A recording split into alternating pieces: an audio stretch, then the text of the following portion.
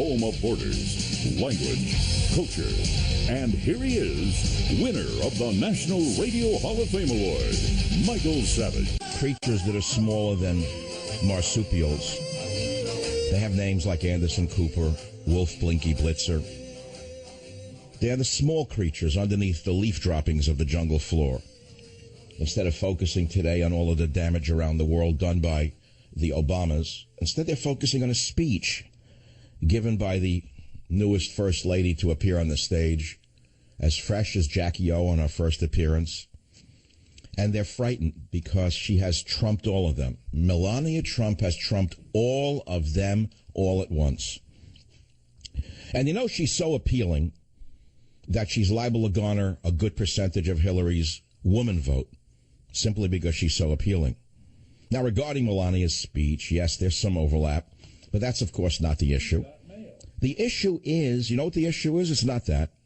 The issue is that she is so appealing that the Hillary Clinton camp went insane, fearing that Melania has, in fact, captured the attention of the women of America who don't like Hillary very much. Hillary's not attractive. Hillary's unattractive. This is a country that lives on movie stars. Melania's a movie star. Hillary looks like a maid. She looks like Stalin's housekeeper. Gussied up. That's number one. And number two, of course, the reason the creatures underneath the leaf droppings of the jungle floor, called the media, are obscuring, doing this is to obscure all the problems that Hillary has created. Have you forgotten the email scandal? Have you forgotten Benghazi? Have you forgotten the Clinton Foundation cash scam? Somehow that didn't make it to the geniuses who are worried about a few lines of overlap from a speech that Michelle Obama gave a number of years ago, which she lifted from someone else. And speaking of Michelle, I mean, let's be very clear here. Since the government agents and the media seem to want us to focus on Michelle's superior virtues, let's do so today. Let us focus on Michelle's alleged superior virtues. She's now the victim. But let's look at that a little bit on the show today, such as her travel scandals, the fact that her mother has been living in the White House at taxpayer expense since they occupied the White House, the fact that she has, at last I checked, correct me if I'm mistaken, 72, count them, 72 personal attendants paid for by you. Have you forgotten all the scandals that surround the Obamas? Have you? You forgot all of this? Wolf Blitzer forgot it. Anderson Cooper forgot it. How about all the scandals that are surrounding the Obama administration? You forgot the epidemic of cop killing that they both triggered with their hateful rhetoric, including Michelle Obama's speeches at colleges, which we have going back at least 2 years. All of a sudden forgotten by the Lilliputians, buried by this non-scandal. You forgot about the Muslim who rode over people in Europe the other day in Nice. You forgot about the Afghani asylee who went on a killing spree in Germany yesterday with a hatchet, killing ordinary Germans, including 4 Chinese tourists on a train, until this vermin was shot by German police. You forgot all about that? All because of a few overlapping lines. It just shows you, you say, well, where's the propaganda in the media? You're watching it. You're watching it in action. You're watching it in action. You see, the government media complex is so overwhelmingly naked right now. The little men and women in the media are so exposed right now. They're so locked into the Democrat Party establishment, like the Soviets who own the press, such as Izvestia. This is a government media complex so embarrassing today. I would say shame on them. But little men like Anderson Cooper, little men like Wolfie the Blinker Blitzer have no shame. They are shameless creatures under the leaf droppings of the jungle floor. All I can say is go, Melania, go. You are a class act. You're the next Jackie Onassis, and everyone knows that. You've outclassed Michelle Obama, and that is why the media has gone insane. But since the government media complex has been told to focus on Michelle's alleged superior virtues, I think we should do so. Let us do so right now. Let us look first at her travel expenses and your tax dollars at work. If you remember, it was already a scandal years ago when Barry and Michelle traveled more than any other first couple. Spain, Africa, China, South America. And often they're accompanied by friends, which you pay for. You ever hear of that before? Friends, an entourage of freeloaders, and Michelle Obama's mom, Marion Robinson, who's been living in the White House at taxpayer expense since her son-in-law's inauguration. You forgot about that, Anderson? Oh, did you know that Mrs. Robinson's friends tag along at your expense as well? Do you know what would be going on if any president other than the Obamas was doing this? We're doing this. Do you have any idea? You know how many hundreds of millions of dollars they've spent for this corruption? This is called corruption. You forgot about Michelle Obama's controversial trip with friends to Spain's luxury Costa del Sol in 2010 at a time when the U.S. unemployment rate was 9.5% on the way to 9.8%. You forgot about that. Well, I have the whole list. You forgot about her side trips to Kyoto, to Dublin. Did you hear about this one way back when in 2014 when Mrs. O, her mama, and her daughters toured China? Mrs. O stayed in Beijing's Westin Hotel in a suite costing you $8,400 a night. Now, this price was previously deemed too expensive for Vice President Joe Biden to use, but not too expensive for Michelle Obama. You know that they're a little different than everyone else. You know they're given a pass for wink, wink, nod, nod. You know what reason. What reason are they allowed to get away with this embarrassing violation of the trust of the office of the presidency and the First Lady? The answer is quite clear to all of us. And so, again, if you wish to focus on the superior virtue of Michelle Obama, we can do that on the Savage Nation today. But at this time, what I would like to do is just play the new First Lady's speech. By the way, she speaks 4 languages. She is a successful businesswoman, unlike Michelle Obama, who has never held a job in her life that I know of. Or did she once work for a law firm? I really don't remember. I know she has nothing that anyone needs other than hatred. Every speech of hers is whining about the oppression that she has suffered her entire life. We're never going to hear this again. When the Trumps become president and first lady, we're not going to hear this whining class warfare, are we? And that's why the media is in uproar. A star is born. If I were to summarize all of this hullabaloo over this overlap in a few words of the two speeches, it would be summarized as simply as a star is born, and they don't like her very much. So let's listen to the words of the First Lady of the future, First Lady beginning in January of 2017, Melania Trump, A Star is Born. On July 28, 2006, I was very proud to become citizens of the United States. The greatest privilege on planet Earth. And there's plagiarism right there. You said greatest privilege. It was taken from someone. I cannot or will not take the freedoms this country offers for granted. You see, there's another plagiarism. She can't take for granted the freedoms this country offers. That was taken from someone, wasn't it? Anderson Cooper has his assistants working on that right now. I'm sure that someone at Fox News, one of the accusers of Roger Ailes, is twisting the knife into Melania behind the scenes right now, like that wolf in Wolf's hairdo, Megyn the Dragon Lady Kelly. Megyn the Dragon Lady Kelly twists the knife into Roger Ailes today. After supporting him, now she turns the knife into him because she realizes he's weak and about to be thrown out. This is how vicious the media is. Do you realize this is the most vicious business in the world? You've heard that Hollywood is vicious. All you got to do is take one look at Megyn Kelly's face on the Drudge Report, and you will have a new poster girl for viciousness. Don't be confused by the blonde, blue-eyed look. Underneath it is a dragon hissing fire, and she's not on your side, by the way. You will soon wake up and see a new hairdo and a new political orientation as sure as I'm sitting here. But that's not the issue, really. The issue is there's a lot of news out there, but you're not interested in it. You're interested in gossip and scandal, and I get it. That's the way the world works.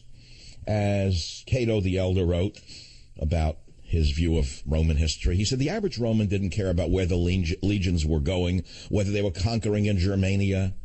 No, they were interested in the pebble in the shoe back in old Rome. They were interested in the price of wheat. They were interested in the cost of leather. They were interested in the production of grain. In other words, they were like you, and they were like I. They were interested in the pebble in the shoe, not in where the legions were currently functioning. And so today the pebble in the shoe is the overlap between two speeches. And on a very personal level, I'm not even interested in that. I'm suffering from a toothache. As I went to the dentist yesterday. This is a pebble in the shoe. It was a scene out of Marathon Man. I called him Dr. Mengele as he poked underneath the gum with a sharp pin-like object without any anesthesia whatsoever. I tapped him on the hips and I said, "Are you pulling a Dr. Mengele on me?" As I shot up from the chair. "Not even Novocaine, Dr. Mengele?" And he smiled at me. He said, "No, you don't need it." I said, "What do you mean I don't need it? What, you need it?" As he continued to prod and poke with a needle underneath my gum line. So, as I say, it's the pebble in the shoe. It's for all of us. And this morning I woke up. I was so fed up with the news and the lies and the crimes that the Hillarys and the Obamas are going to get away with every day because of the people in the media who are now screaming about a little speech overlap, that I decided to do something I hadn't done in a long time. And so I posted a picture of my dog Teddy on my Facebook page. I was not showing axe attacks by Muslims in Germany.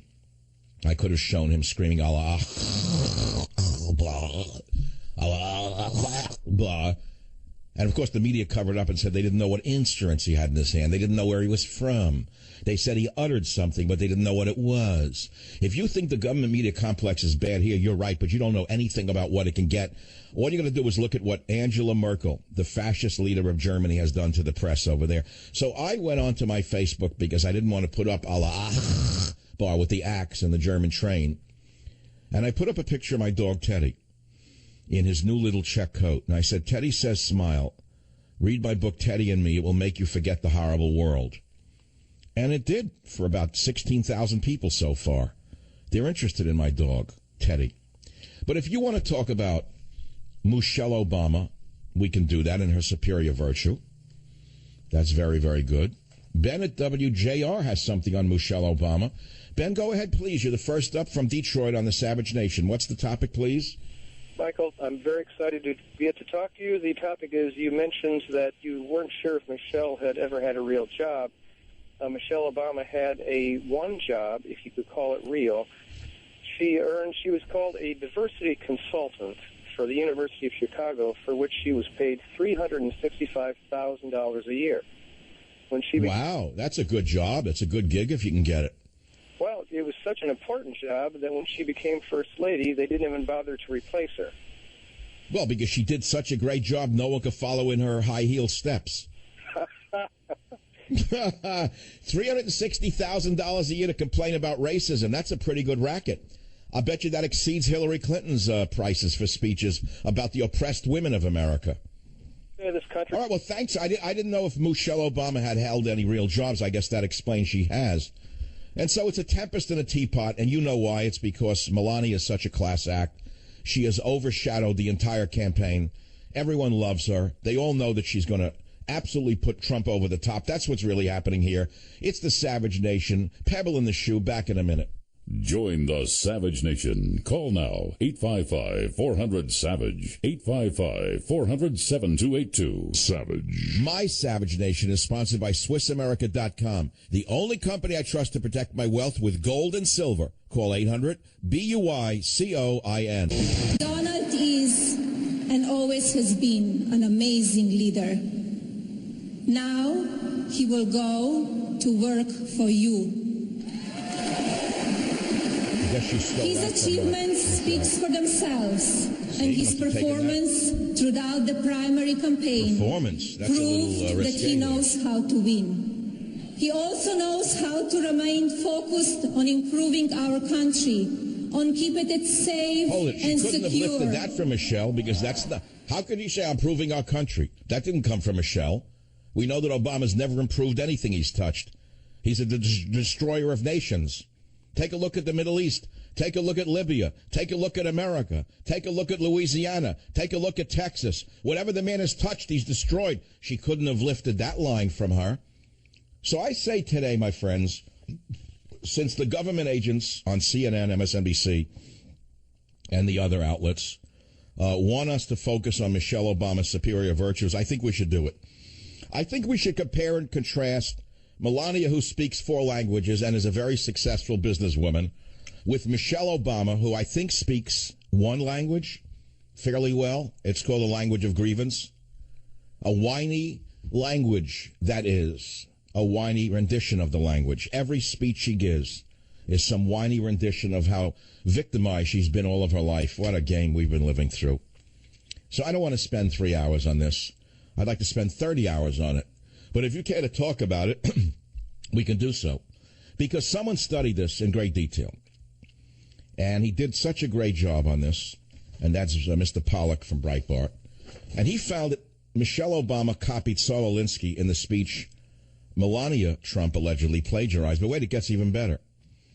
Barack Obama then copied a speech from then Massachusetts Governor Deval Patrick. And the stealing of the line from Deval Patrick by Obama was so overt that the Obama liars didn't even bother to refute the claim. Instead, it circulated examples of lines that it said Clinton herself had borrowed from Obama. So where'd they go from there? How about Hillary Clinton's plagiarism? No bank can be too big to fail. No executive too powerful to jail. After the Obama campaign accused Hillary Clinton of stealing lines in 2008, a claim supplemented by the very liberal New Republic, which accused her of stealing lines from then-Senator John Edwards. Remember him? The guy with the mole on his chin? She ought to have learned her lesson. But in 2016, Hillary Clinton stole lines from Senator Bernie, the Seltzer Man Sanders.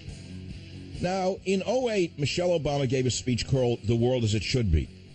That was lifted for her speech from Saul Alinsky, the communist hater of America, in his horrible book, Rules for the Obamas. This is the Savage Nation. Be here or be bored to death. Join the Savage Nation. Call now, 855-400-SAVAGE, 855-400-7282. Savage.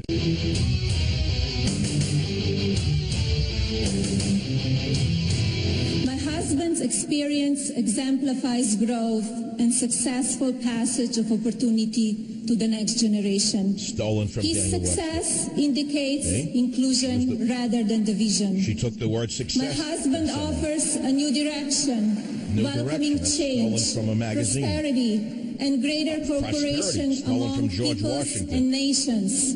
Nations stolen Donald from George intends Washington. to represent all the people, not just some of the people. Abraham Lincoln. It was taken from Lincoln. All the people, not some. You could see she ripped it off from Abraham Lincoln. Wolf Blitzer should get on that one, Blinky. Get a new set of glasses for that one. All right, you get the picture. It's absurd. They're just afraid of her. It just shows you how popular she really is. They know it. The internal polls were off the charts. Hillary must have just gagged on something last night as she watched Melania speak. How does she follow an act like this? How does a woman who looked like Angela Merkel's cousin get up there at the DNC and give a speech after this one? How? She looks like Angela Merkel's housekeeper. She's going to get up there and give a speech at the DNC, and they're going to compare it to Melania? What are they going to say? She was classier than Melania, more inspiring than Melania? She's bound to attract more women's votes than Melania, and you know what they're going to do. But as I say, I'm not concerned that much with all of this. I'd rather talk about the real problems that have been going on as a result of the two radicals who have seized power. But this is what we're talking about, so we'll talk about it. If you care to join the conversation on any other topic. Look, I don't know the exact amount that Michelle Obama made. It was about $100,000, not $360,000. It was a cushy job that was paying her for who she was.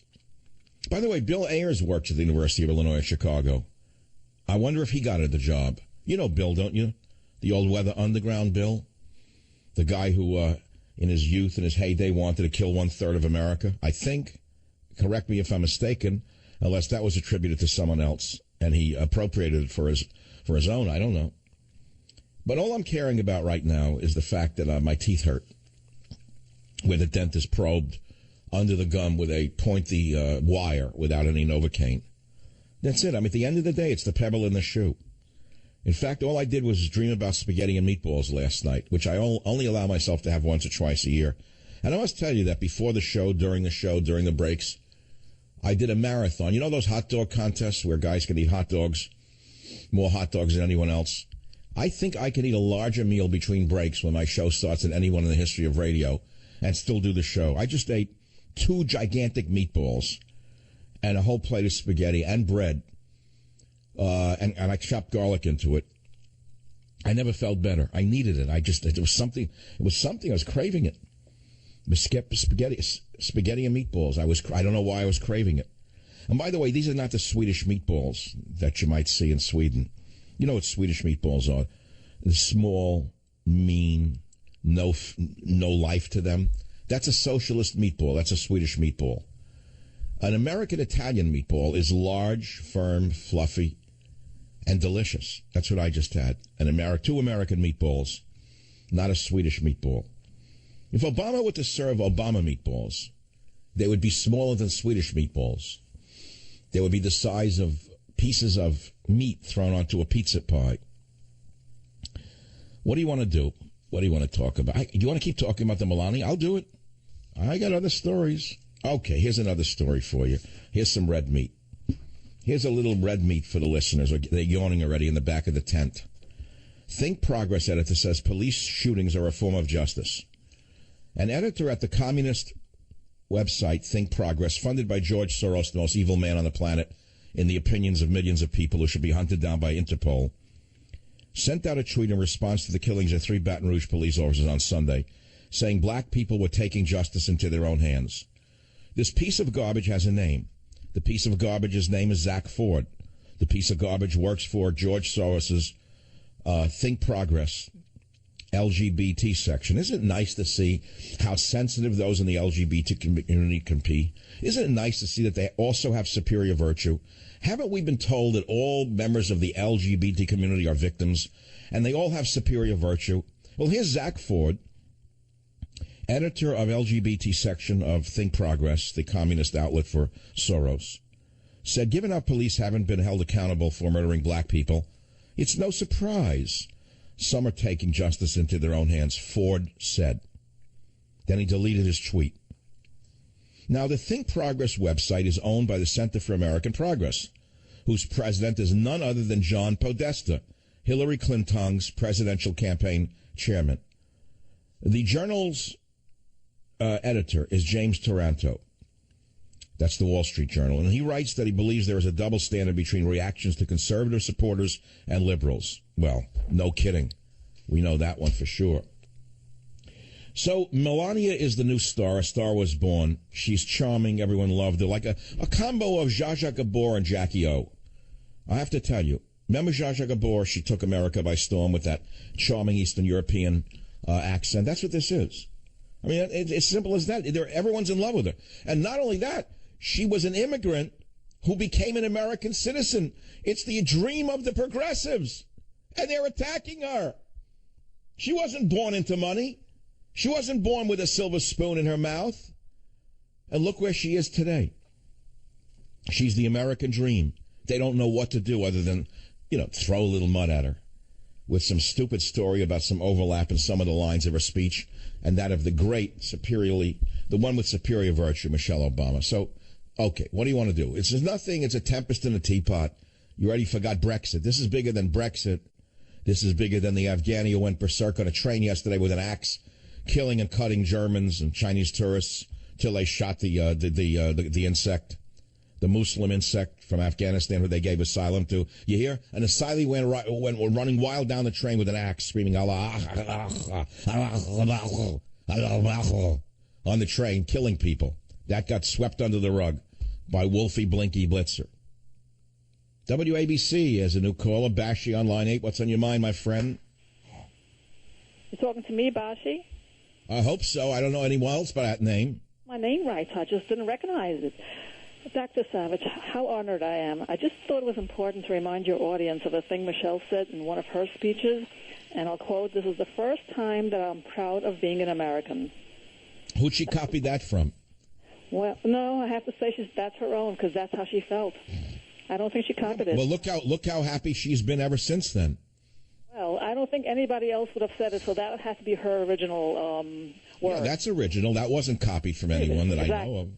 So there you have it. And look at how well she's done since then. I'm sure she's proud to be an American almost 8 years later. All those trips, mom, friends, the children's friends, all flying for free. Have you ever heard of this in the history of America, that a couple would take friends on trips at taxpayer expense and everyone looks the other way? Have you ever heard of anything like this? What a scandal this really is? exactly. No, all right, let's not have the dialogue here. It's reminding me of like a relative at a house party when I was young that you didn't really want to talk to. You ever get one of those relatives at a dinner? No one has these dinners of those types anymore that I know of. Maybe close-knit immigrant communities still do, Mexicans, but I don't go to them. They don't invite me. I'm talking extended family. And there's always like distant relatives, like a second or third cousin of your father's cousin who you never met and you don't like them. There's something odd about the hemline, a perfume that gives you a migraine. And your whole life you've avoided that woman. Oh, that's Betty. You know Betsy. And you're dying that you don't want to be cornered by her in the little house. And they trap you in a corner near a couch between the M&Ms and the cut glass dish. And they give you a spritz with rouge and perfume.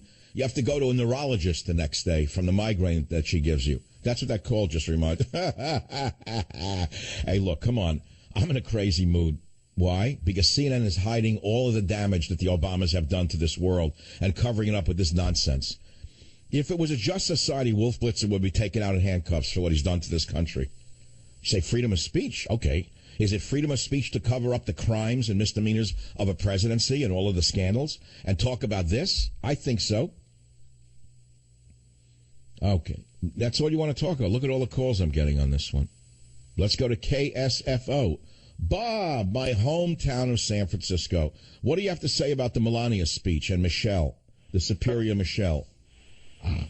I believe your last caller stated it very well. One person's very patriotic, and that would be Melania. If you contrast what Michelle said in her first appearance to the American public, where she stated, "This is the first time I'm proud to be an American." I think Melania basically said she was proud to be an American the day she was given her citizenship. Of course. They couldn't be more. But that's not what they're focusing on. They're not focusing on the woman and her story. They're focusing on a little overlap in some words in order to obscure. Look, the good news here, Bob, there's very good news. There's no point in getting upset. The left is actually in free fall with fear. They're terrified that a star was born, that she is so movie star appealing that she's going to swing a lot of women voters over to the Trump ticket. Don't you agree with that? I agree, and I think they should add it on tonight and finish off Michelle. Bring up what Michelle said and just clear this up for anybody that... Well, they should replay Michelle saying it's the first time I'm proud to be an American, and then they should have a little shot behind them, a running shot of the costs of her travels, the mother living in the White House, the friends they've taken on trips. I think America deserves to see the abuse we have suffered these 8 years because they've gotten away with it for the very reason we're talking about, because of the government-owned media, Bob. Thank you for calling. Here's a new poll that you haven't seen today because of this. A poll says 60% say race relations are worse since Obama got elected. Despite the first black president of the United States being in office for almost 8 years, a Rasmussen report released Tuesday finds that 60% of U.S. voters think race relations are worse than when President Barack Obama was first elected in 2008. Only 9% of voters say that race relations are better now. The number who say they are worse is up an astounding 18 percentage points from the 42% who thought so in late 2014. Other findings in the poll include this. Among whites, 68% say race relations have gotten worse, while 38% of blacks feel that way and 51% of other minorities agree. I can't read this. The survey of 1,000 likely voters was conducted on July 12th and 13th. Is that before the cops were killed? The margin of sampling error is plus or minus 3 points. This is such nonsense. These are made-up polls, even Rasmussen. I want to believe it's correct, but you know what it means? I'm trained in statistics.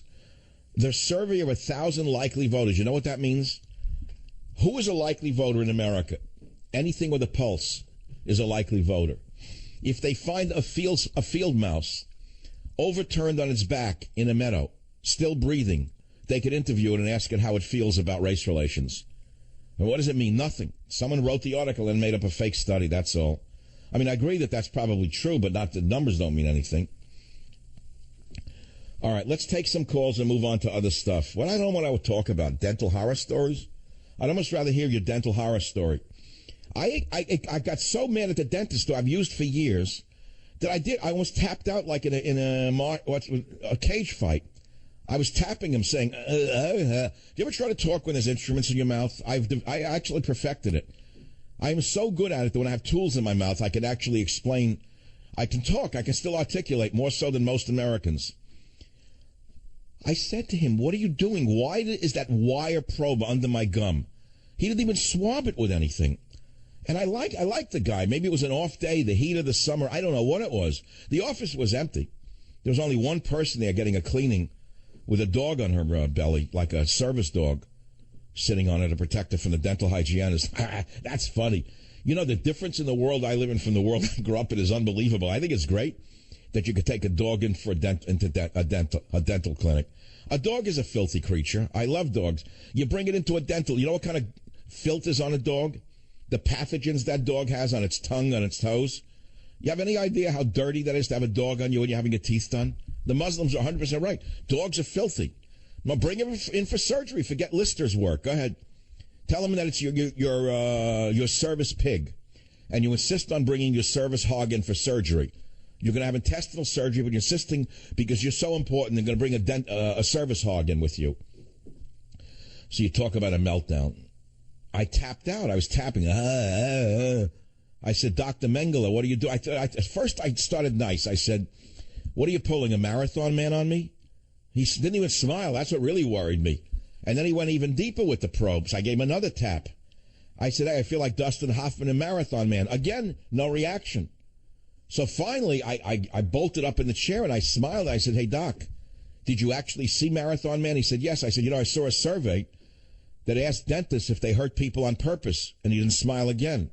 So I answered for him. And I said, most dentists said yes, sometimes they do. Again, he didn't smile. I'll be back.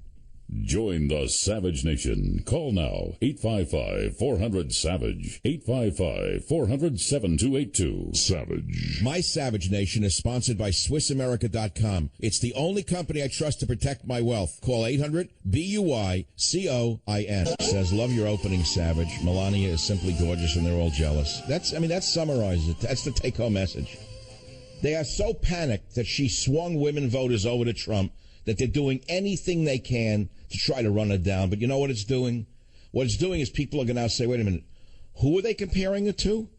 Oh, Michelle Obama? Well, let's look a little more closely at Michelle Obama's tenure as First Lady. Why don't we do a little closer look at her abuse of taxpayer funds, her travels, the mother living in the house at tax expense, the 70 personal assistants, the abusive language that she uses on everybody, the whining every time she gives a speech. But it's worse than that. We have speeches from her, which we'll play in the next hour, just for a passing note, from last year's college graduations where she was, again, stirring up the pot to produce racial division in the nation. This has been a nonstop campaign of the two of them. And frankly, we can't wait until the White House is cleaned out and until there's no ownership. I can't wait to see what Trump does with the White House. I mean, he does beautiful work on redecoration. You know, in this case, he'd probably tell him, why don't you take the furniture and the dishes like Hillary did? We won't even count them. Just take it all with you because I like to put my own in its better quality.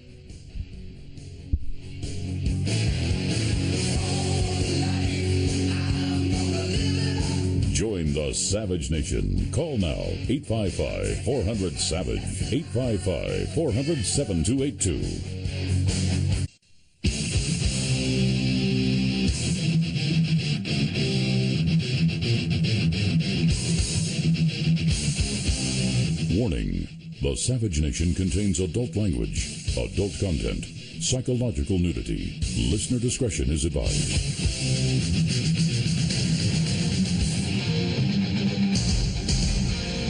And now, America's most exciting radio talk show, The Savage Nation, home of borders, language, culture.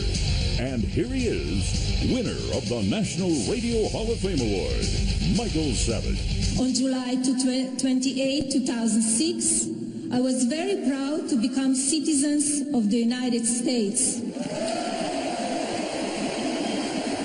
The greatest privilege on planet Earth. It's the story that I witness every single day. When I wake up in a house that was built by slaves. I didn't start out as the fully formed First Lady who stands before you today. No, I had my share of bumps along the way. Yeah. But as potentially the first African-American First Lady, I was also the focus of another set of questions and speculations, conversations sometimes rooted in the fears and misperceptions of others. Was I too loud or too angry or too emasculating? Wherever you go, you will encounter people who doubt your very existence. Folks who believe that hardworking families with strong values don't exist on the south side of Chicago, or in Detroit, or in El Paso, or in Indian country, or in Appalachia.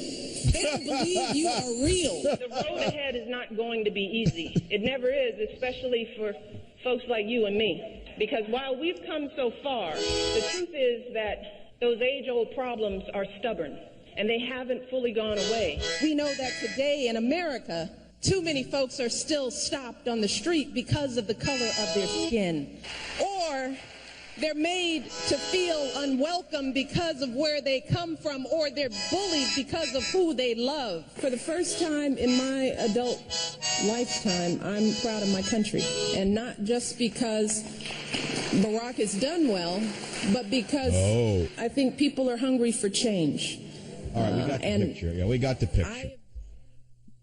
Michelle and Barack came to do good, and they did very well indeed. Let's put it to you that way. Write that one down. You haven't heard it yet today. I'll repeat it for those of you who are slow of wit, slow of mind, and slow of finger. Let's assume that you love Michelle and Barry, and you think that they're true great liberal idealists despite their abuses and failings. What I'm about to say again is 100% true. Even if they did come to do good, they did very well indeed.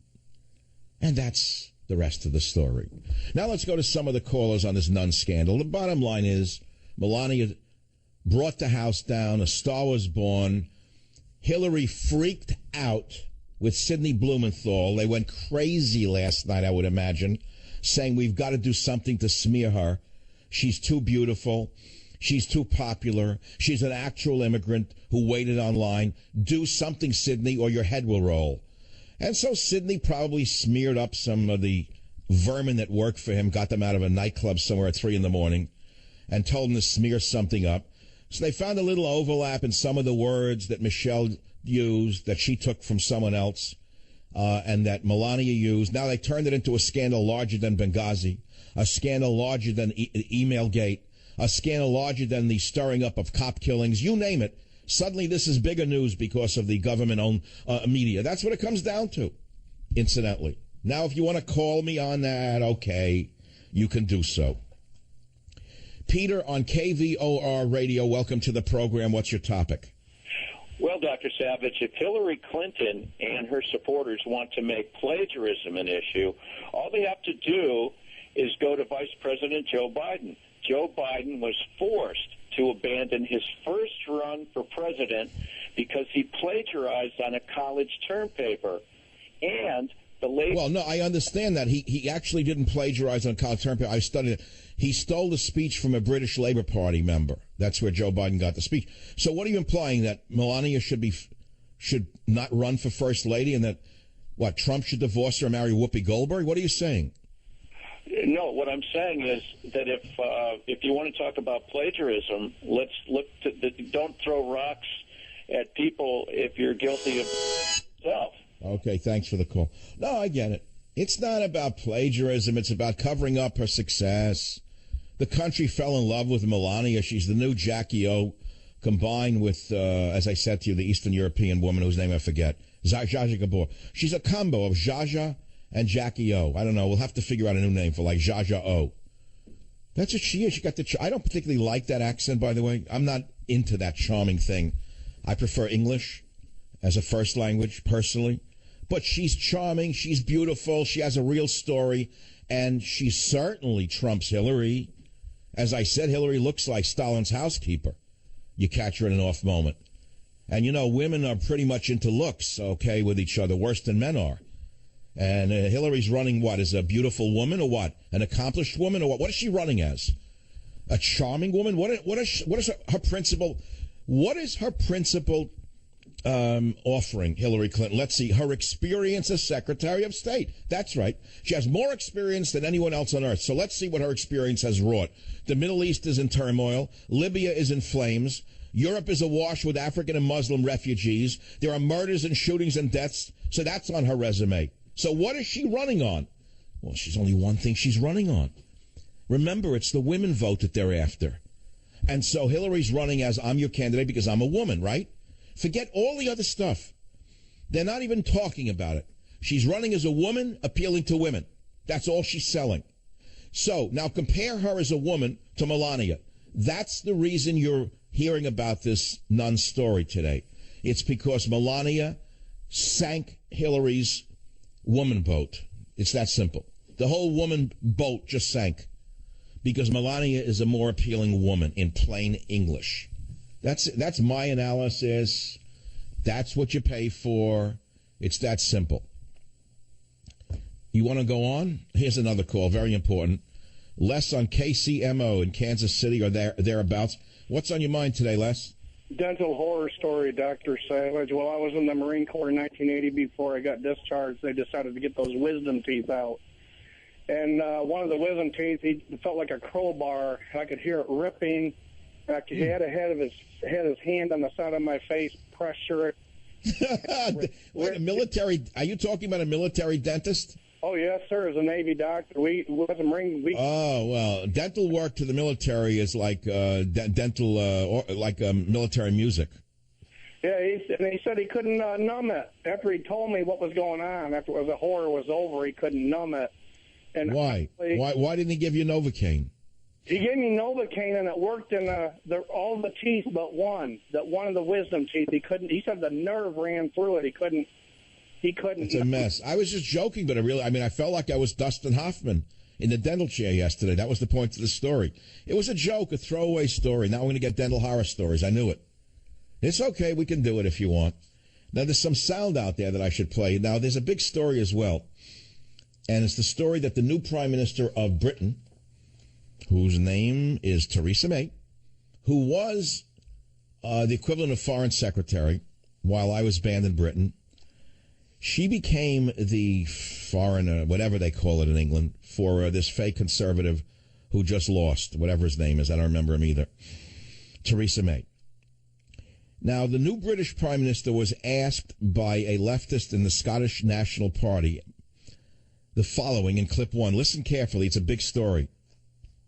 Is she personally prepared to authorise a nuclear strike that could kill 100,000 innocent men, women and children? Yes. And I have to say to the honourable gentleman, the whole point of a deterrent is that our enemies need to know that we would be prepared to use it. Unlike some suggestions that we could have a nuclear deterrent but not actually be willing to use it. Thank God it's going to be an Iron Lady again. But the point of my playing this is that I said a similar thing and was banned from Britain. So they may have to throw Theresa May out of England. What I actually said was, it was a postulation. And this is why I'm not allowed in England. One of the things I said was, I want you to imagine a future scenario. Remember, this is in 1998 or so, 99, I don't know when it is. Sorry.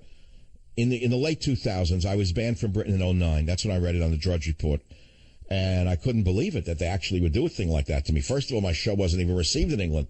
But it was probably the Clinton camp, in my guesstimation, that sent these tapes, these edited tapes, in order to try and smear me in America. Nevertheless, I put a postulation because I saw radical Islam on the rise.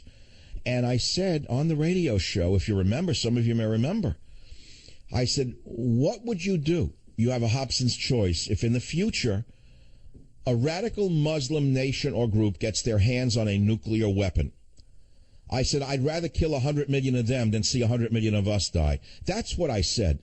So immediately the same smear artists who were smearing Melania changed it to me saying, Michael Savage says kill 100 million Muslims. I never said that. But this is what they do. I have been subject to this kind of smear tactic for 22 years. But it didn't work. In fact, it's backfired on them. In fact, I was just inducted, or will be inducted, into the National Radio Hall of Fame. The only national talk show host currently on the radio who won that. Do you understand that? Do you know what an honor that is? The next time you think of me, think of a baseball player in the Baseball Hall of Fame. That's who I am. So all the smear attacks on me didn't work any more than this attempt to smear Melania is going to work. The people have had enough of these government agents in the media. They hate them. Do you understand that? We all hate them. And we're sick of them. Now, the anger doesn't limit itself to them. It's the establishment politicians. I'll give you an example. Bush says, I'm worried that I'll be the last Republican president. They're saying that he gave a speech to his advisors in April that he's worried that he could be the last Republican president. All right, the bumbler, in other words. But wait, it gets even worse. Here you have a convention, and the bumbler isn't there. His father isn't there. His rotund brother, who lost in the primaries, isn't there. Romney, the loser, isn't there. Mittens isn't there. John, the capitulated McCain, isn't there. Do you know what a disgrace this is? Do you know the only one who went there? Of the only living Republican presidential choice who was attending the convention? The only man of honor? Bob Dole. Bob Dole has character. You know why? Because Bob Dole is a war hero. You know, to me, John McCain is not a war hero. I'm deeply moved by his suffering, but he's not a hero. The other one is a hero. Bob Dole is an actual hero. He was a former Army Ranger. You got to look at Bob Dole's background. Great old man. And I saw him last night sitting there stoically. He looked fabulous. The guy's 92 years old. He's awesome. He's at the convention. And he has criticized the Republicans of the ones I just mentioned who are skipping it. And it's because he's the only one who has character. I wouldn't say McCain has character. You know, he is a character. I wouldn't say Romney has character. He's characterless. He's bland. He's like vanilla ice cream. You know, you couldn't even put sprinkles on Romney and make him appealing. And as far as the Bush family, they're embarrassing themselves by not being there. It's showing sour grapes. And weakness, incidentally, not strength. What you do is you bury the hatchet for the sake of the country, and you go to the convention. But no, not with people like this. It's that simple. KBOI. Where is KBOI? I'm drawing a kind of an empty response to that. I normally know where that is. Where? Boise, of course. Don't get mad at me today. It's from the non-anesthesia and the pain in the tooth. Cindy, line 3, welcome to the program. What's on your mind? Yes, brilliant strategist you are, Dr. Savage. You know, I had my very liberal sister from the East Coast out here, and I was flipping on the radio a couple times in hope she would listen. And because of your free associations, she didn't necessarily want to get into the meat of the issues. But every time there was something that you were talking about that day, and she just said, who is that man? That's brilliant what he said. It was awesome. But thank you. I think that's a wonderful strategy. She is so... Thank you. Do you like my harmonic hat? I love it. I play one myself from Appalachia. I went and got... Oh, really? I got this in Appalachia myself. Now, I got it in a music store about a month ago. I decided to use it with callers, just for the heck of it. And if I hear a speech, for example, that is just hilariously absurd... Join the Savage Nation. Call now, 855-400-SAVAGE, 855-400-7282. Savage. The Savage Nation is sponsored by Swiss America, the only company I trust with my financial future. Call 800-289-2646 or SwissAmerica.com. So today we're talking about supposed plagiarism because of a little overlap between Melania's speech and a speech that the great First Lady Michelle Obama gave a while ago. And it came out that we're looking at the First Lady Michelle Obama in great detail, and we're actually appalled at what we're discovering. But put that aside for the minute. I want to flash back to 2008 with your president, Barack, the president of the United States, Obama, on plagiarism. Listen to clip 3, please. To be blunt, they've accused you of plagiarism. Right. How do you respond? Well, look, first of all, it's not a lot of speeches. Right? There are 2 lines in speeches that I've been giving over the last couple of weeks. I've been campaigning now for the last 2 years. Duvall is a national co-chairman of my campaign and suggested an argument that I share. Now, the notion that I had plagiarized from somebody who's one of my national co-chairs who gave me the line and suggested that I use it, I think is silly. You know, but But this is where we start getting into silly season in politics, and I think people start getting discouraged about it. They don't want... So now we're in silly season again, are we? Why don't you tell that to Wolfie the Blinker Blitzer? Why don't you tell that to Prancer and Dancer at NBC and CBS and ABC, Mr. Obama? You certainly owe it to us. Now, Mrs. Obama copied Saul Alinsky, who wrote a book called Rules for the Obamas.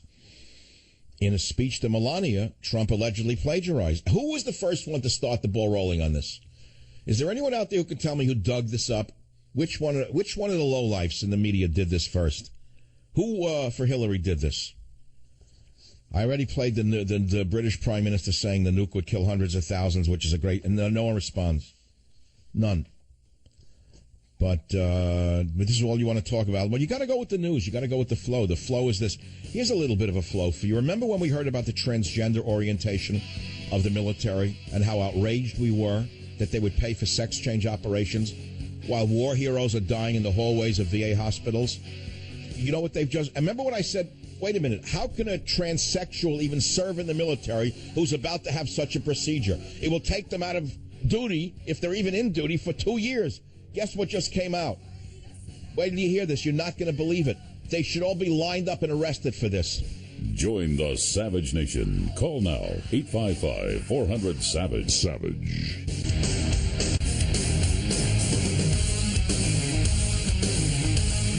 Pentagon manual details rules for transgender military personnel.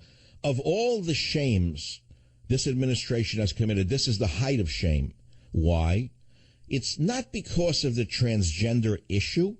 It's that they would have such an upside-down view of the world that they would push a sex change operation and pay for it and put this person ahead of the line over a combat veteran waiting for surgery, waiting for treatment for months or years.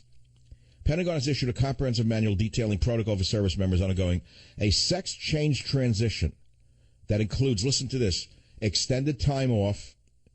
Remember I said, how could you even do this? You hear that they all want to serve. If they want to serve, then what are they doing sex changes for at your expense? I don't care if you're sexually oriented that way. Then go and serve. Go on the front lines. Show you want to serve. Go fly a plane. Go steer a ship. Go drop a bomb somewhere. But don't come in and then want a surgery now, and then all of a sudden you get time off. And everyone has to, take care of you. You got to get a commander's approval. In the middle of a war on ISIS, they got to call in a commander and say, General, we have someone who wants a medical treatment. He has to stop the war against ISIS now to find out if the guy really is a transgender. It's a prohibition, though, on living a, quote, preferred gender lifestyle on base. What does that mean? In the step-by-step process, the insanity laid out by the Department of Defense, Ashton Carter is insane. Ashton Carter should be tried for war crimes for what he has done to the military. We have not had a good defense secretary in my whole life that I know of. It goes all the way back to the era of Vietnam. They're all in it for the contracting and nothing else.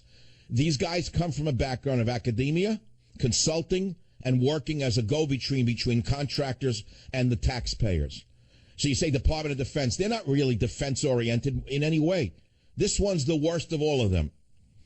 In a step-by-step process laid out by the Department of Defense, the service member must first secure a medical diagnosis. Wait, listen to this one. From a military medical provider. Now, what in the world is a military medical provider? Notice they didn't say a military doctor. What, they're going to hire now a whole corps of medical providers, especially for transgenders? You see how sick this is? Next, the service member. That's a loaded word, member, because you know what they do to the member there if they want to become something else. Next, the service member must notify his or her commander of a diagnosis indicating that gender transition is medically necessary. What the hell are you talking about? If it was medically necessary, then don't go in the military. Get it done at your own expense, Johnson. Don't waste our time and defeat our war efforts even further. The service member's commanding officer plays a critical role throughout the process. I'm not making any of this up. first having to approve government-funded medical treatment for the sex change, and later overseeing when the individual is able to return to service.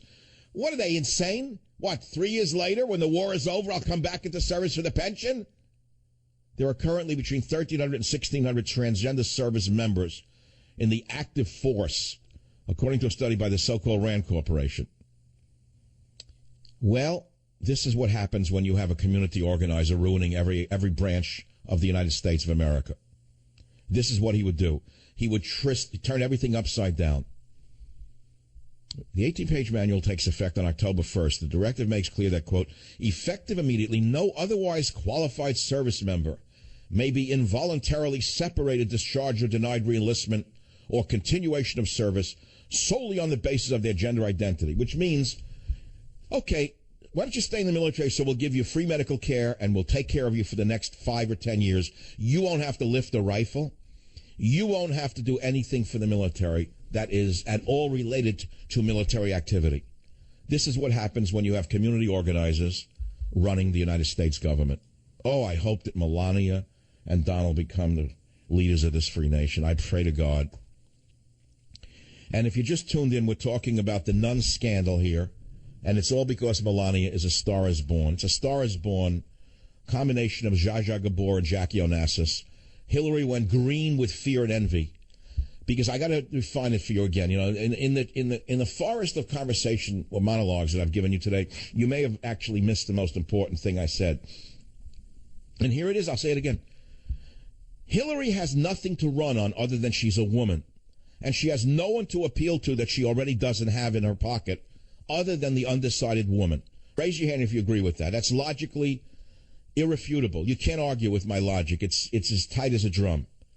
She has nothing to offer the independent other than the independent woman is not sure, other than she's a woman and Trump's not a woman, right? So who is she appealing to? She's appealing to the ignoramus out there who knows nothing about politics, who votes strictly on gender identity. So she thinks she's got the women locked up. Now along comes a charming, beautiful woman, Melania Trump, who is an actual immigrant, who waited online, who got the real green paper, the green card, who speaks 4 languages, and is a successful businesswoman and the mother of beautiful children. Have you seen her beautiful children, by the way? So women who are undecided and are voting strictly on gender identity are going to now move over to Melania. So what does she do, Hillary? She dispatches her axemen, Sidney Blumenthal, Sidney Greenstreet, whoever, all the Sidneys that she can find. All the Sidneys, all the Maxes that she can dig up from the gutters of Broadway. She gets them in there and she says, dig up anything on that, you know what, and smear her by the morning or your heads will roll. You won't be here anymore. You smear her. I want it by the morning. I want Wolf Blitzer to be leading with this tomorrow. That's the whole story. That's the scenario. Line 9, WDRC Radio. Dale, you are on the prize-winning Savage Nation. Dale, what's on your mind? Hey, listen, first off, as a musician, I want to tell you it's really nice to hear a harp on the air. A harp? It's a harmonica. Are you playing G blues or a special 20? Well, hold on now. I bought it in a music store, and I don't know which one. It's a special 20. Special 20. What key is it in? Hold on, I'm looking. Made in Germany. Thank God. Before Merkel ruined Germany, right. They could make a harmonica. What key is it in? I see 1, 2, 3, 4, 5, 6, 7, 8, 9, 10. It'll be stamped up right as it faces you as the player. It'd be a okay, hold on. Let me. Probably. Okay. CT? Huh? Oh, it's an E. I'm sorry. I thought it was a C. It means it's a CT. That's another note. It's an E. It's an E. Wow. Listen, I enjoy hearing that because it brings a little bit of lightness to a heavy day of political traffic. Yeah, well, I'm going to use this intermittently from now on with callers, or let's say I play a talk by a politician that's absurd. I'll do a little, you know, just a little add-on. I always wanted to play one of these by a campfire over a coffee pot with Gabby Hayes. You know what? I'll say one thing. I'll use a word that you always use that becomes a problem when you're playing a harp or a harmonica. It's called spittle. Oh, you mean if you fill it up, it just doesn't work if it gets full? Usually, most guys that play a harp, they'll drench it in water to clean out the reeds. And when you're playing, No, I don't have a spittle issue. I am not Nancy Pelosi. I don't have that problem. No, good. And thank God we haven't heard from her lately. But there is one problem. I told you that I eat spaghetti and meatballs 3 or 4 times a year. I ate it during the break at the beginning of the show. I was craving spaghetti and meatballs all night. I was dying for it because I had a bad piece of fish the other night. Then last night I had Thai food that made my whole body itch for 12 hours. I will never eat Thai food again as long as I live. That trick food, that garbage, that poison from Southeast Asia, I can't stand it. Filled with trick spices to cover up fetid chicken and rotten meat. My whole body is itching from it. All I wanted was European spaghetti and meatballs. I didn't care about cholesterol. So unfortunately for me, during the break, right at the top of the hour, I ate huge meatballs and spaghetti from a local Italian place that still does it like the old way. But I chopped up fresh garlic in it. Now, here's the bad part of the story. As I was screwing around with the harmonica, I noticed something happen. The harmonica picked up the odor of the garlic, so I think it's ruined forever. How do you get a garlic odor out of a harmonica? You got to quench it in water. What if I drench it in red wine? Well, I'm not sure if you got. Come on, I'm just pulling your leg. Wooden reeds, or if you have plastic reeds, it makes a completely different situation. I know. I'm not. No, it's not bad. You don't want to get too particular about your harmonica. Yeah, let's put it to you this way. I'm not going to lend my harmonica to anybody. I don't intend to go to a hobo camp in the next few nights and share my harmonica and a joint. But thank you for the call. That was another thing from the hippie era I hated. Remember when they used to pass the joint around? You had to make believe you didn't care about the other guy's saliva or diseases. Oh, yeah, sure. Like, yeah, we're all communists together. Yeah, we're all bows sitting around the railroad track here. Ugh. I hated that era when they passed wine bottles around and it came from someone with like really a sloppy lip and like you got the wine bottle. It's like, oh, God. But you didn't want to show that you like were intimidated. And no, this is a very big story. No one ever talks about it. It's a very, very touchy story. When they passed the wine bottle, they probably still do in certain, I would say, circles of people, like the hipsters. They would pass a wine bottle and, are you telling me that it's safe to take a wine bottle in a circle of jerks in America today? You must be joking. I wouldn't even ride in a subway car with half the Democrats. I'll be right back. Join the Savage Nation. Call now, 855-400-SAVAGE, 855-400-7282. Savage. The Savage Nation is sponsored by SwissAmerica.com, the only company I trust to protect my wealth and financial future. Call 1-800-289-2646.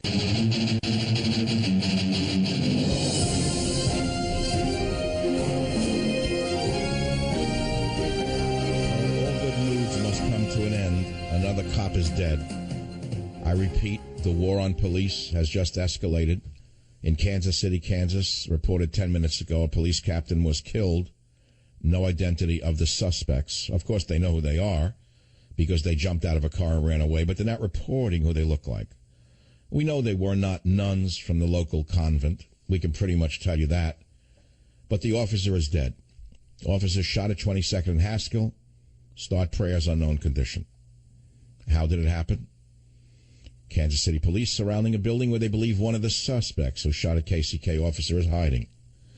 Footage from the standoff by KMBC TV showed officers in bulletproof vests massing around a house in a suburban neighborhood. A person reported being shot at by several people in a vehicle. Called to police at 1:30 p.m. And then the cops come and 3 or 4 people, no identity, jump out of the car right when the officers arrive. Police take one of them into custody. What happens next? The wounded officer was hit by a person, no identity, who fired multiple shots when the officer tried to make a stop at 22nd and Haskell 30 minutes later. A woman and 2 children later left the surrounded home at 16th and Quindaro under protection from a SWAT team, the newspaper reported. Stay tuned for more of this horrible news in Barack Obama's America, where the war on police has just started again. This is the Savage Nation. The phone number is 855-407-282. Of course, we've been touching on lighter subjects today, such as the star appearance by Melania Trump at the Republican convention last night. And, of course, there's a little overlap in what she said and what Michelle said a few years ago. Michelle took her speech from Saul Alinsky's book. But that's not what the issue is. The issue is that the women in America who are undecided, who are not very political, who are going to vote strictly on gender lines, they don't like Hillary very much, but now they love Melania. They're in love with this woman because of her class. And they love the way she comports herself. And if they have a choice between a classy woman and Stalin's housewife, I think they're going to choose Melania.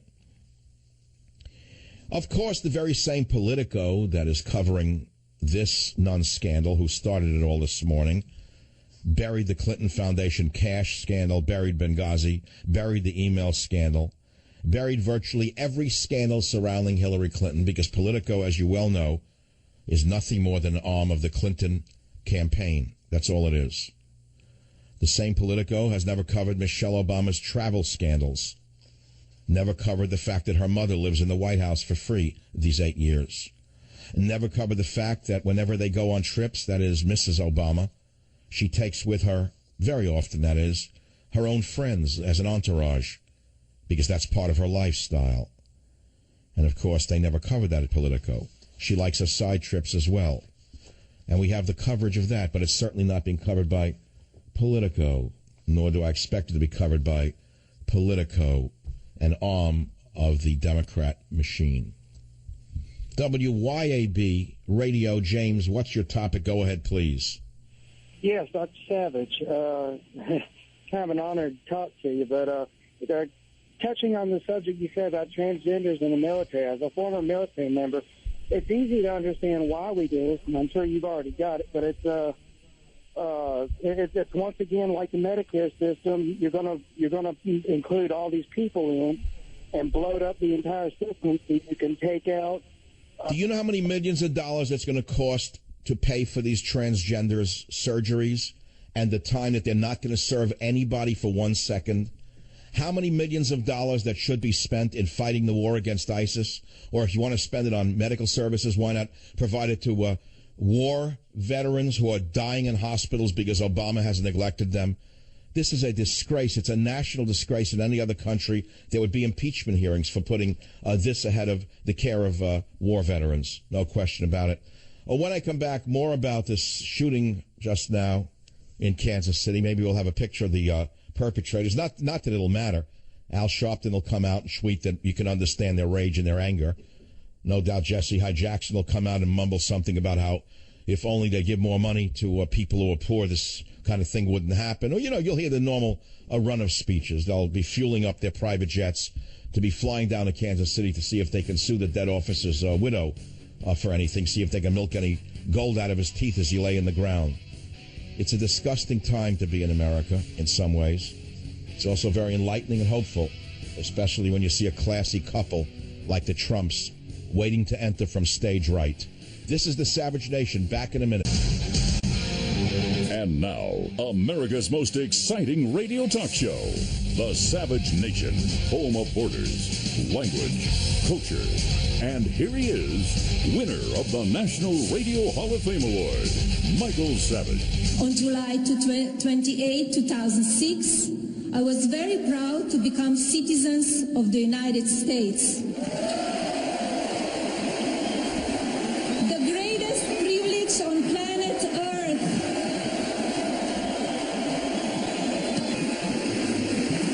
I cannot or will not take the freedoms this country offers for granted. The whole story here is not that there's some overlap in some of her lines and lines that were used by Mrs. Obama, which she took from Alinsky. The issue is she has class, she's beautiful. She didn't whine about how she'd been mistreated her whole life like Michelle Obama. Every time she gets up, whines about her tough life. Melania loves America, contrary to Michelle, who bashes America. It's that simple. And the people are going to see right through this. I think this is going to backfire on the Clinton camp. It's that simple. And it's worth talking about. I made some other points along the way that I don't need to repeat, but if you want to repeat them, go ahead. People are saying you made me laugh so hard when you're saying keep the dishes and the furniture And now he says, and you can keep Air Force One because Trump will have a 757, not a 747. You remember when there was the scandal that the Clintons stole the cutlery or something when they left, or when they take dishes? And Trump does things so... If you've ever been to any of his establishments, everything's first class. So I would think he's going to tell the Obamas, take the dishes, please, because he's going to bring in his own. He's going to redesign the dishes and the cutlery. I hope he doesn't get rid of the Lincoln bedroom, because if he becomes president, well, I'm not so sure. I'm having a little ambivalence about that. I hope he wins, and if he does, I hope that he remembers me, which he may or may not. I'll be happy whether he remembers me or not, just that he's the president. But let's say he remembers me, and months from after he's in office, he invites me there, and he says, okay, you could spend the night with your family in the Lincoln bedroom. I'll say, well, thank you very much, Mr. Trump, but I think I'm going to stay across town, because the last I checked, Al Sharpton had stayed in the Lincoln bedroom, right? Didn't Beyonce stay there and with a drug dealer, her husband, an ex-drug dealer? I really don't think I ever want to go into the Lincoln bedroom again. That's unless they take it down to the studs. Maybe they can put up a mock Lincoln bedroom for me. But okay, you get the picture. A real classy couple in there right now. Or they get away with because of Politico. All right, that's it. Then a police captain was killed. No, not a big story. Another, no, that's all. Another little killing, this time of a Kansas City police guy. Then you got the Ailes Fox News drama with the Dragon Lady, whatever her name is, Megyn Kelly. I was never a fan of Megyn Kelly. I'm not angry at her. I don't know her, but I know that she's like all of them, vicious, and has to be vicious to survive. But she just stabbed the guy in the back who gave her a break. That's all. Roger Ailes has never sexually harassed Megyn Kelly. In fact, he has spent much of the last decade promoting and helping her to achieve the stardom she earned, for which she has repeatedly and publicly thanked him. That's his official statement. But why would, you have to ask yourself if you want to get into this thing, why are they out to kill Roger Ailes? Why are they getting rid of him? What are they trying to do here? I think we can all figure this out. We know there's been a changing of the guard in News Corporation. We know that Mr. Murdoch has two sons who are very liberal, who are now running a good portion of his empire as he gets older and as he devotes time to just enjoying himself with his new wife, wherever he may be. They want the old guard out. And so what they've done here is they've conducted a palace coup, in my estimation, to get rid of anyone who represented the Murdoch years. And the last major domo to go is Roger Ailes. So what did they do? They get that one, Wretched Carson to come up with that story. The last one I thought would get in on this one would be her, Megyn, because I don't see how she wins by this. She's currying favor with the Murdoch sons, maybe, so she decided to throw in with them in the palace coup, seeing that he was already out the door. That's all it's all politics. Remember, a company of this size, News Corporation, is larger than most governments. It has more influence than most governments. And so they're run like most governments. They're despotic. They're run from the top down by an autocrat who hires other autocrats to manage all of his divisions. That's the way businesses have always run. That's the way they will always run. And what happens here is there's been a palace coup, and they want Roger Ailes out. The sad part here is that so many of the women there have come out and said Roger Ailes is a nice guy, and he's never harassed anybody. And now all of a sudden their star, the Dragon Lady, who thinks she's better than God herself. I almost said God herself. Maybe God is a woman. I wouldn't know. The woman who thinks she's better than God herself, it was a slip of the tongue, now comes out and stabs Roger Ailes in the back. So it's a little in story, but it's a big story because it's on the top of Drudge. And there's a good cartoon, a caricature of Matt Drudge. Why didn't Drudge stop Trump? Which is kind of ludicrous. They're trying to blame him, some idiot from Business Insider. It's nothing to do with... Did you read that story today? The man who could have stopped Donald Trump by a writer for Business Insider, and it says CNN couldn't stop Trump, neither could Fox News. Some of the nation's most influential conservatives, they're naming Glenn Beck. He's an influential conservative. He's an influential lunatic. Bill Kristol's an influential conservative. No, Bill Kristol is a non-entity. Of course they're powerless because they always were powerless. They had no following to speak of. They had an audience but not a following. There's a big difference, idiot. Then it says Karl Rove and the Bush family had no effect. Of course not. Karl Rove is a non-entity. No one listens to him. The Bush family's out of power. No one listens to them. So the guy goes scale after scale failed to put a chink in his armor. And then they go on and on how no one could take him down, but Drudge could have. So listen to what people say at the bottom, which is very interesting. Some of the comments on the bottom about this article. It's a very big media article, by the way. Where are the comments that I asked for? Here they are. So somebody writes this. So the liberal progressive media machine, furious that they couldn't manipulate the great unwashed hordes, the so-called mindless masses of far right-wing Christian conservative capitalists are now dumping all over, blaming Drudge because he didn't step up and somehow prevent this travesty of democracy from happening? Yeah, right, sure. And then someone says, I'm reminded of the elite's response to the Brexit. And in Foreign Policy magazine, they wrote, time for the elites to rise up against ignorant masses of Trump supporters. You hear this? And what someone writes is the Brexit has laid bare the political schism of our time. It's not about the left versus the right. It's about the sane versus the mindlessly angry. Okay, that's one way to put it. So now they're blaming Trump. They're blaming Drudge that Trump didn't get taken down. It's crazy. People like Trump. And then they quote other people. Of course, they don't quote me because they know that I was the one who helped Trump get where he is. So naturally, they would leave me out in the Business Insider article. Why wouldn't they? Especially since I just won the this great award, the only one in radio who just won it. You know, I beat a very big player, and I got to tell you, it's a huge thing for me. It's changed me internally. You know, I haven't talked about it once. It's the third hour. May I divulge something to you? It's had an effect upon me. Winning the fact that I'm going to be inducted into the National Radio Hall of Fame, which is my legacy, it will be forever in posterity. It will be there forever. Do you know that as long as there's a museum, I'll be in it. Now, what does that mean? It means my message will be in it. I don't know anything more to say than Borders, Language, and Culture, and I promise you that when I do give my speech in November, I will make sure that I thank my listeners because they've responded to Borders, Language, and Culture. But I wanted to talk about the psychological impact of having won this award just last Monday is having on me. I just thought I would share it with you for a minute, okay, for whatever it is. I find myself walking around and thinking to myself, you know, Michael, think of it as Mickey Mantle, Joe DiMaggio into the Baseball Hall of Fame. In your world, in the world of radio, you are in the League of Giants. No one can take that away from you. You are now in the League of Giants. Walter Winchell comes to mind, Orson Welles. These are great heroes of mine. You're now in league with them. Do you know what that means? It means you are second to no man or no woman in the media. It means you are no longer a man screaming in the wilderness, some unknown, let us say, marginal clown. You have beat all of them. That's what it means. So it's actually given me a new drive, a new spark, to be frank with you. You know how you internalize things in your life, good and bad? Do you understand? Does anyone know what I'm talking about? Am I just talking to myself here? Raise your hand to yourself if you know what I'm saying. You know when bad things happen to you, you internalize them? And do you know when good things happen to you, as seldom as they do in our lives, if you're smart, you keep repeating them to yourself until you understand it's a good thing that happened to you, and you internalize that and how that energizes you? Man cannot live by bread alone. Isn't that what Jesus said? Was it Jesus who wrote that? Man cannot live by bread alone. What did Jesus mean when he said man cannot live by bread alone? It means man is not like the other animals. Even animals need something more than just food. But let's put that aside. Man is a very special type of animal. And we have the need for spirit, and the spirit must be fed. And that's why, I mean, people who are religious know that when they eat dinner. Why do you think they do the Lord's Prayer before they break bread? What are they doing? They're feeding their spirit, not just their body.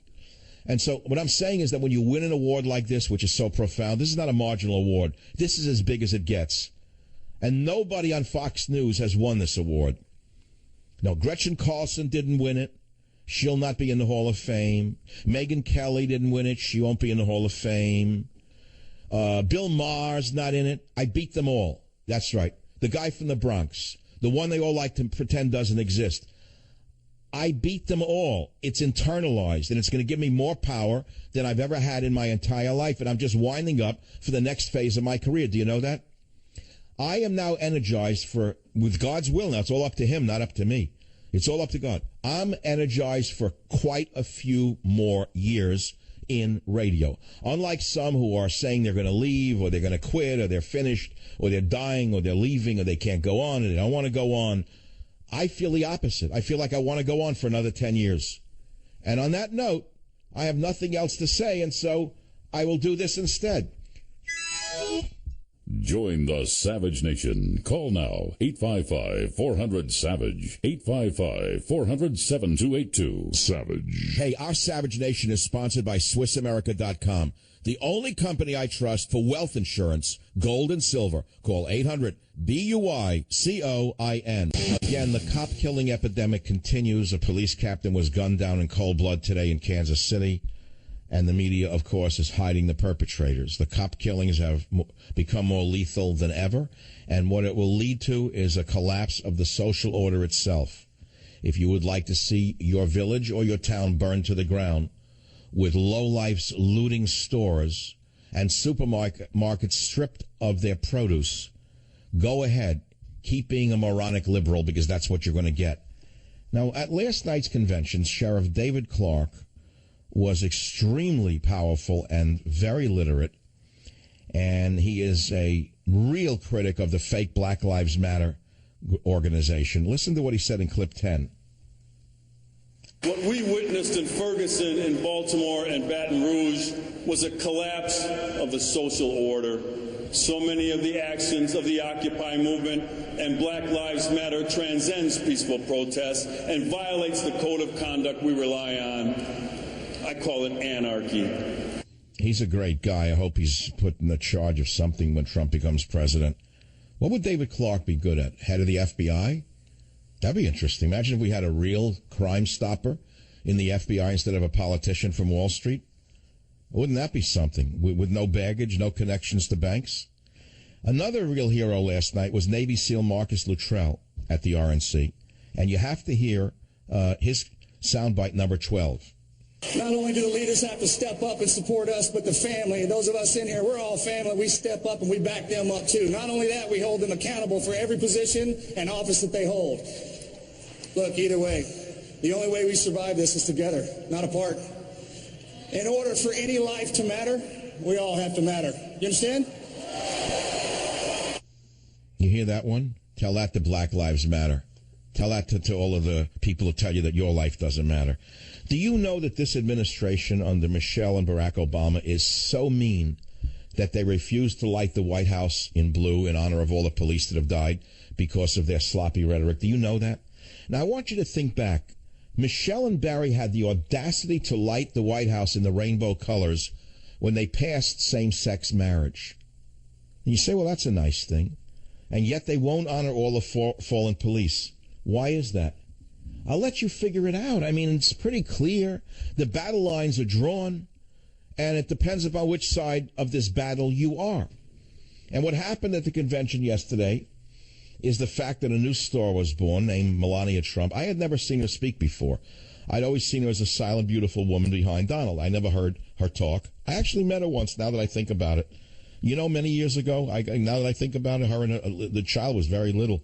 I was at the... I've been there 4 or 5 times. Well, I forget their club in Palm Beach. I don't know the name of it. And he was there, and he came out, and he introduced his wife to me, and he said, "Oh, Melania, I want you to meet one of the most important people in the media." I mean, it was funny at the time when he said it. I was actually embarrassed by it. He certainly knows how to butter the bread, I'll tell you that.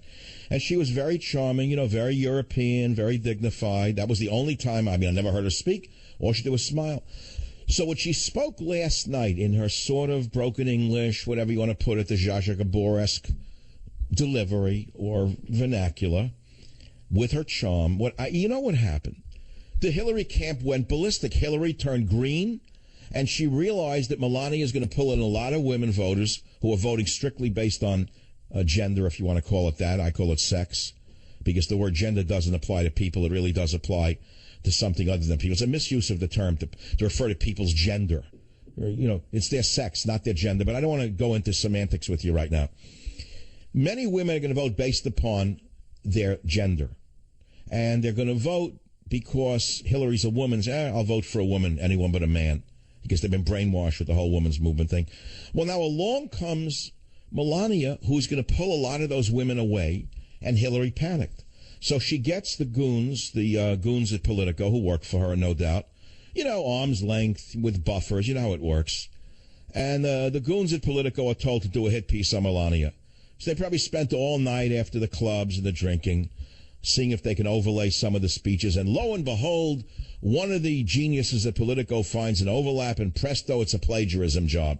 And now it's backfired on them.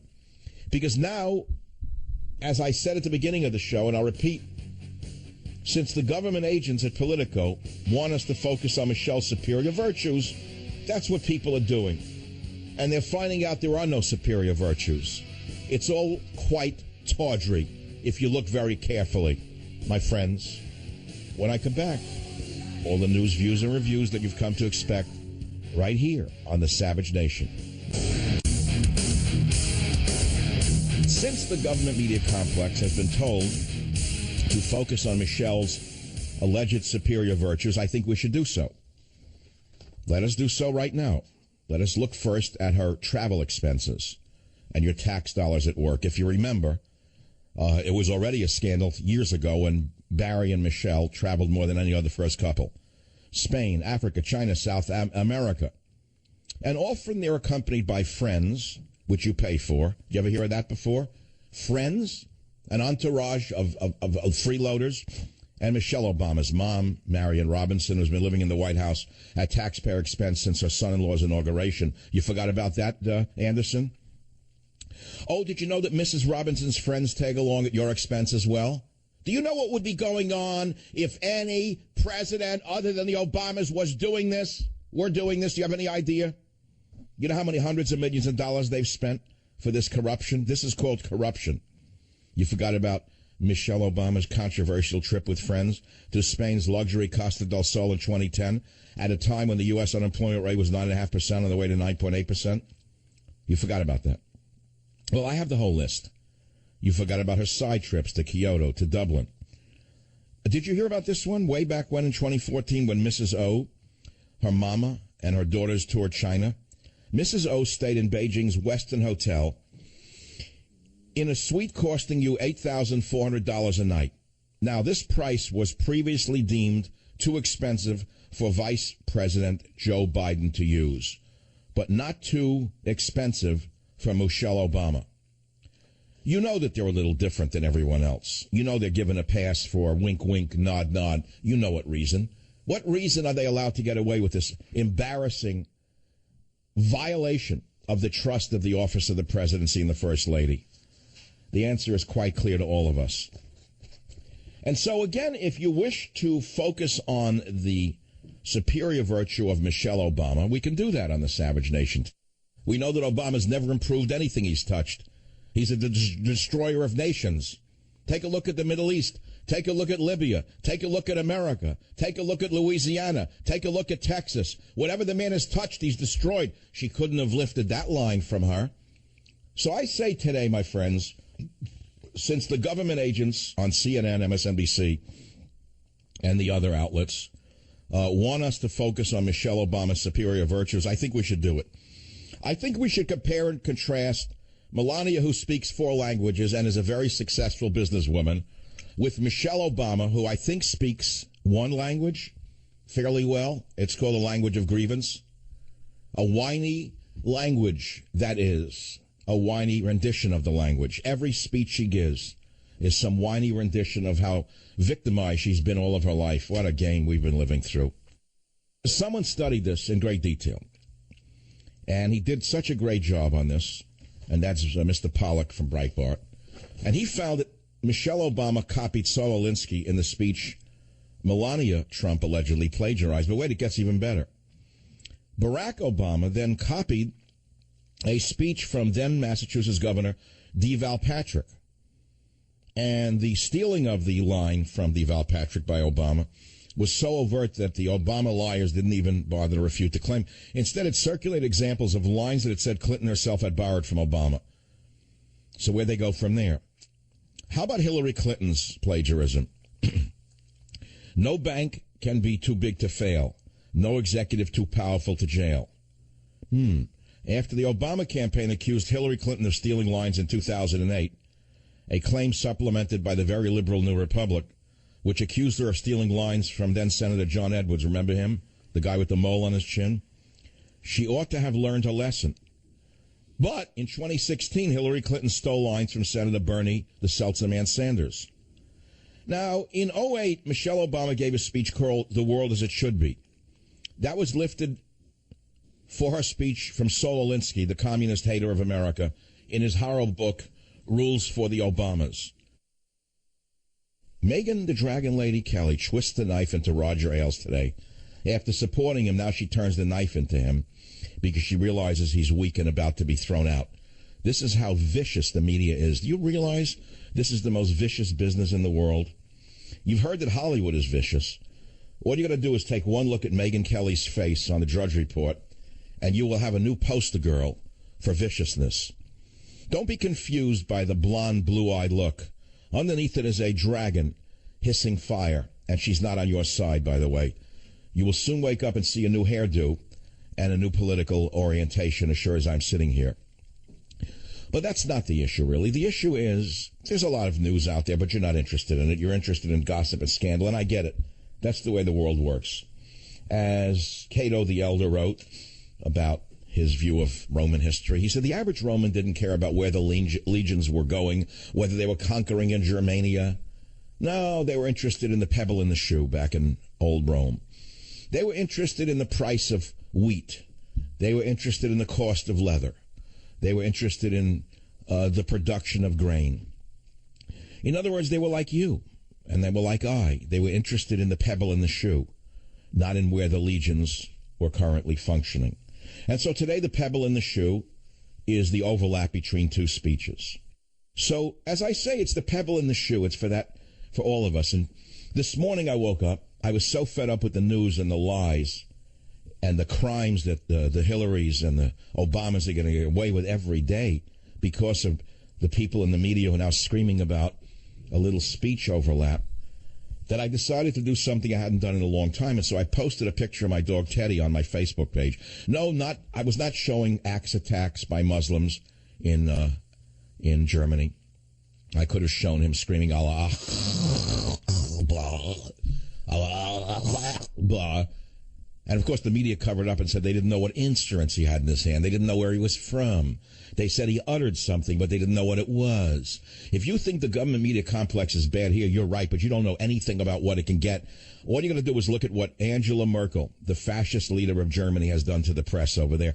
So I went onto my Facebook because I didn't want to put up Allah bar with the axe and the German train. And I put up a picture of my dog Teddy in his new little check coat. And I said, Teddy says smile. Read my book, Teddy and Me. It will make you forget the horrible world. And it did for about 16,000 people so far. They're interested in my dog, Teddy. I got other stories. Okay, here's another story for you. Here's some red meat. Here's a little red meat for the listeners. They're yawning already in the back of the tent. Think Progress editor says police shootings are a form of justice. An editor at the communist website Think Progress, funded by George Soros, the most evil man on the planet, in the opinions of millions of people who should be hunted down by Interpol, sent out a tweet in response to the killings of 3 Baton Rouge police officers on Sunday, saying black people were taking justice into their own hands. This piece of garbage has a name. The piece of garbage's name is Zach Ford. The piece of garbage works for George Soros's Think Progress LGBT section. Isn't it nice to see how sensitive those in the LGBT community can be? Isn't it nice to see that they also have superior virtue? Haven't we been told that all members of the LGBT community are victims and they all have superior virtue? Well, here's Zach Ford, editor of LGBT section of Think Progress, the communist outlet for Soros, said, given how police haven't been held accountable for murdering black people, it's no surprise some are taking justice into their own hands, Ford said. Then he deleted his tweet. Now, the Think Progress website is owned by the Center for American Progress, whose president is none other than John Podesta, Hillary Clinton's presidential campaign chairman. The journal's editor is James Taranto. That's the Wall Street Journal. And he writes that he believes there is a double standard between reactions to conservative supporters and liberals. Well, no kidding. We know that one for sure. So Melania is the new star. A star was born. She's charming. Everyone loved her. Like a combo of Zsa Zsa Gabor and Jackie O. I have to tell you, remember Zsa Zsa Gabor? She took America by storm with that charming Eastern European accent. That's what this is. I mean, it's simple as that. Everyone's in love with her. And not only that, she was an immigrant who became an American citizen. It's the dream of the progressives, and they're attacking her. She wasn't born into money. She wasn't born with a silver spoon in her mouth. And look where she is today. She's the American dream. They don't know what to do other than, throw a little mud at her with some stupid story about some overlap in some of the lines of her speech and that of the one with superior virtue, Michelle Obama. So, all right, you get the picture. It's absurd. They're just afraid of her. It just shows you how popular she really is. They know it. The internal polls were off the charts. Hillary must have just gagged on something last night as she watched Melania speak. How does she follow an act like this? How does a woman who looked like Angela Merkel's cousin get up there at the DNC and give a speech after this one? How? She looks like Angela Merkel's housekeeper. She's going to get up there and give a speech at the DNC, and they're going to compare it to Melania? What are they going to say? She was classier than Melania? More inspiring than Melania?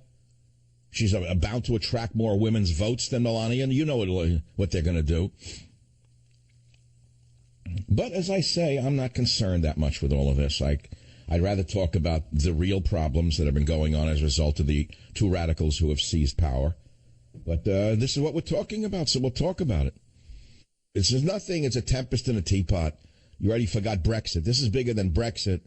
This is bigger than the Afghani who went berserk on a train yesterday with an axe, killing and cutting Germans and Chinese tourists till they shot the insect, the Muslim insect from Afghanistan who they gave asylum to. You hear? An asylee went running wild down the train with an axe, screaming Allah on the train, killing people. That got swept under the rug by Wolfie Blinky Blitzer. Here's a new poll that you haven't seen today because of this. A poll says 60% say race relations are worse since Obama got elected. Despite the first black president of the United States being in office for almost 8 years, a Rasmussen report released Tuesday finds that 60% of U.S. voters think race relations are worse than when President Barack Obama was first elected in 2008. Only 9% of voters say that race relations are better now.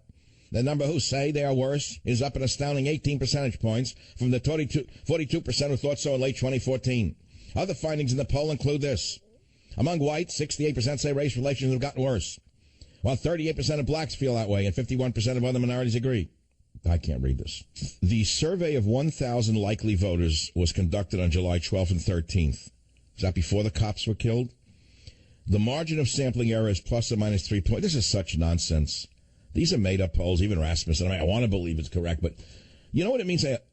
I'm trained in statistics. The survey of 1,000 likely voters, you know what that means? Who is a likely voter in America?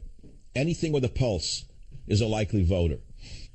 And what does it mean? Nothing. Someone wrote the article and made up a fake study, that's all. I mean, I agree that that's probably true, but not the numbers don't mean anything. Be right back. Join the Savage Nation. Call now, 855-400-SAVAGE, 855-400-7282. Savage. The Savage Nation is sponsored by Swiss America, the only company I trust with my financial future. Call 800-289-2646 or SwissAmerica.com. Well, last night's convention had some other great speakers there, and no one's playing it. That's what they're trying to do, is throw mud over what really went on. There were victims of illegal immigrant criminals pleading for border security who were heard last night, and it was very touching, by the way. And, of course, the vermin at Politico, who worked for the Hillary campaign and are an arm of the DNC, covered it up by smearing Melania with basically a false argument. The families of victims of illegal immigrant criminals were given their largest stage yet by Donald Trump, with primetime speaking roles last night at the RNC, where they pled for a firmer hand in the White House to keep the country safe. Did you hear any of those speeches? Ken Terry, brother of slain Border Patrol agent Brian Terry, said, only one candidate is serious about border security, Donald Trump. He will give our heroic Border Patrol agents the resources and support needed to do their jobs. President Trump will make America's border secure again. Now, Mr. Terry, whose brother was killed by an illegal alien from Mexico, was joined on stage by two mothers and one father whose children were killed by illegal immigrants and who said it's time their side of the immigration debate receives more attention. You know, you have to ask yourself how comedic this can get. Who will the Democrats bring on the stage next week? You know, it's getting so bad, and the battle lines are so clearly drawn that I would imagine they'll bring some gang members in from the prisons to talk about racist America. Maybe they'll bring in some people who killed cops to give speeches about the evils of police.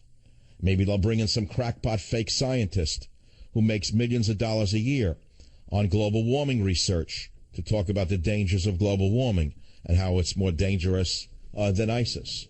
You could just imagine who the Democrats are going to have on the stage next week, but I can't wait. Maybe a speech from an illegal immigrant dreamer who was allowed to remain in the U.S. under President Obama's illegal deportation amnesty policy.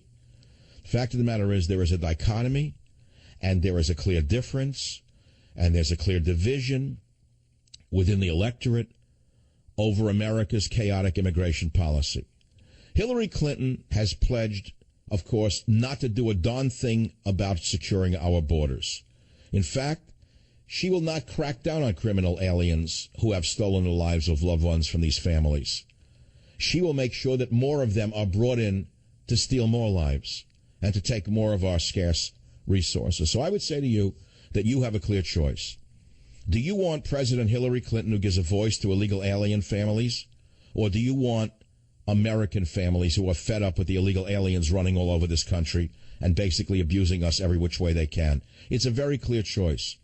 Now, victims of illegal immigrant crimes gained prominence last year after the death right here in San Francisco of Kate Steinle, a beautiful young woman walking along the San Francisco waterfront with her father, turns and says, "Dad," the next thing you know, she's shot dead by an illegal alien who had been deported 5 times and who was in the U.S. as a result of Dianne Feinstein, Barbara Boxer, Nancy Pelosi, and the others who gave him protection under San Francisco's policy as a so-called sanctuary city.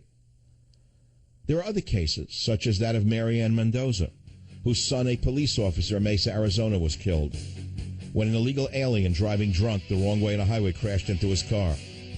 The illegal alien in that case had been convicted of crimes but not deported. She spoke last night at the RNC as well. Which American